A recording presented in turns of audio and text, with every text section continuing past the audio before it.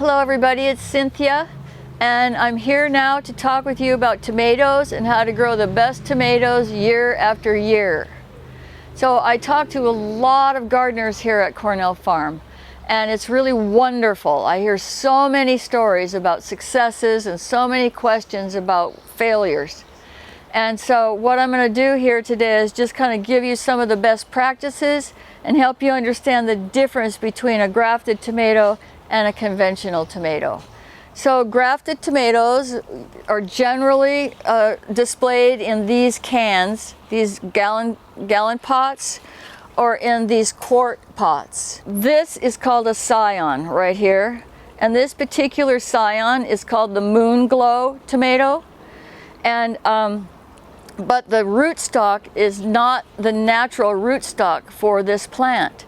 It is another rootstock chosen because it is can handle more cold, it can handle more rain, and you have the ability to put these plants in the ground a couple of weeks earlier than you would if you are planting a more conventional style tomato that we all know and love and that do very well.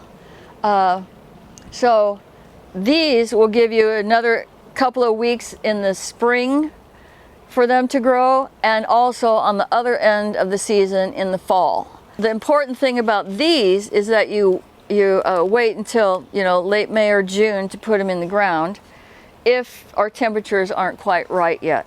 Summer veg needs a soil temperature of 50 degrees and the air warmer than that. So many people will plant their conventional tomatoes this deep into the ground, and that's a best practice for these kinds of tomatoes, because all these little hairs on the stem turn into roots, and it makes your plant much more sturdy, and the roots, you've got a lot more roots there to take up the nutrients from the soil. So that is a great practice. However, with the grafted tomatoes, we don't want to put our soil above this little bump on the stem. If we were to plant this grafted plant this deep, then all of this part of the plant would be putting out roots, and those roots would not be taking up the nutrients or have the same disease resistance as the rootstock, in which case it would diminish the power of the rootstock to create for you a fabulous Moon Glow tomato. So let's start talking about soil. In lesson number 2 of the Kitchen Garden School, we demonstrated how to use this product. This is called granular gypsum. The reason why we amend tomato beds with granular gypsum is because tomatoes are what we call heavy feeders. So they take up a lot of nutrients out of the soil, and calcium is one of those nutrients. Peppers do the same thing. And the result of that, if you're planting your tomatoes in the same place year after year, the result of that can be that your tomatoes end up with a black spot on the bottom of the tomato, and that is called tomato blossom end rot.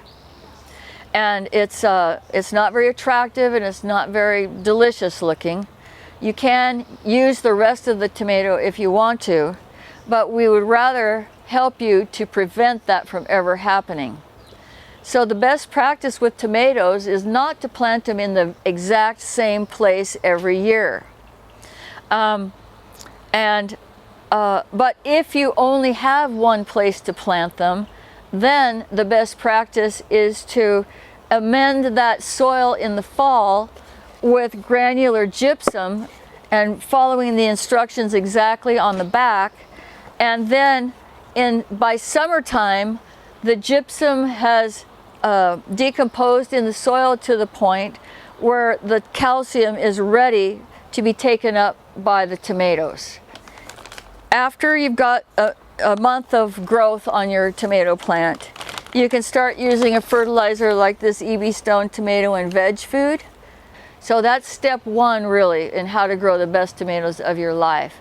Make sure that your soil has a good amount of nutritional value, and especially you need the calcium. All right, so another aspect of tomatoes is that, as we know, many of them get very large. However, I want you all to be aware that there are dwarf tomatoes, and there are hanging basket style tomatoes, and so if you have a small space, you can grow tomatoes, and we bring those in here and we love those. They're really cute in pots and in hanging baskets.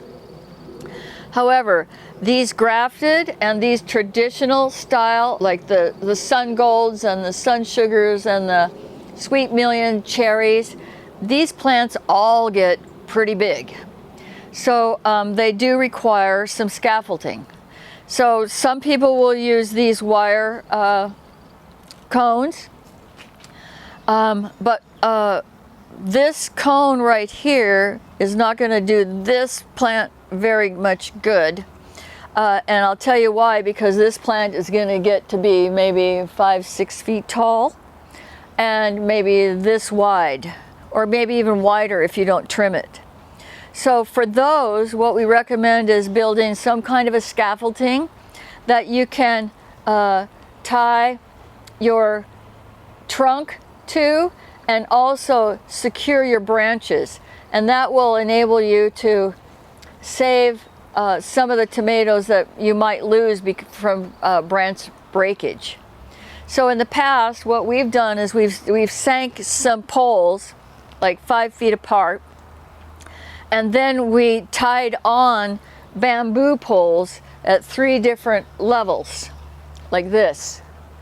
And when the plant grew, we just grew it out along those poles and used a soft gardening twine to tie them on, and it was really quite beautiful, and it worked very well.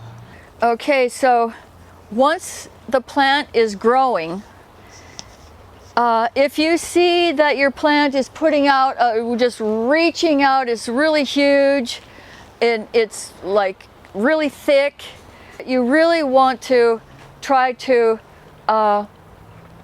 maximize the health of the plant by trimming out excess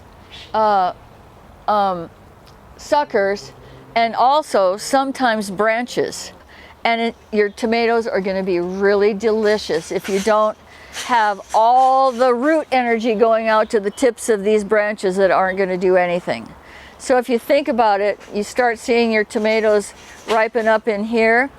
This is the part of the plant that you want to focus your attention on and keep it healthy, and it'll give you the best tomatoes you've ever had.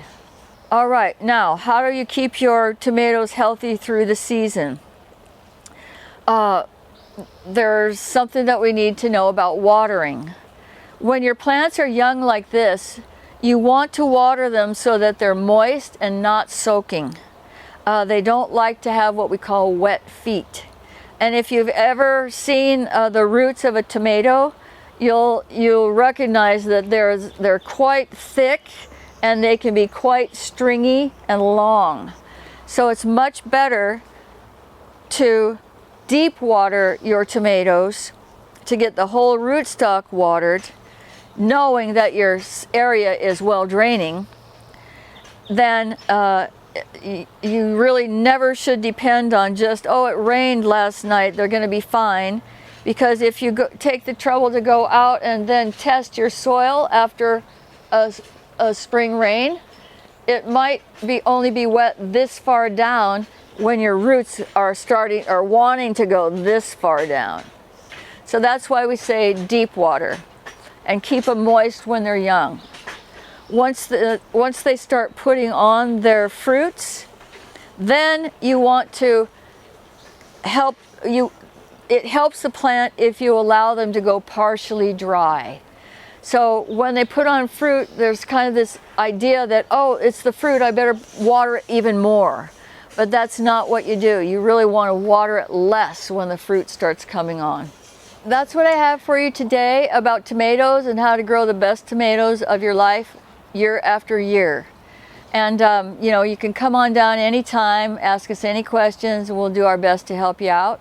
And we're going to have a tomato palooza here for a month or 6 weeks or so. Thanks for watching.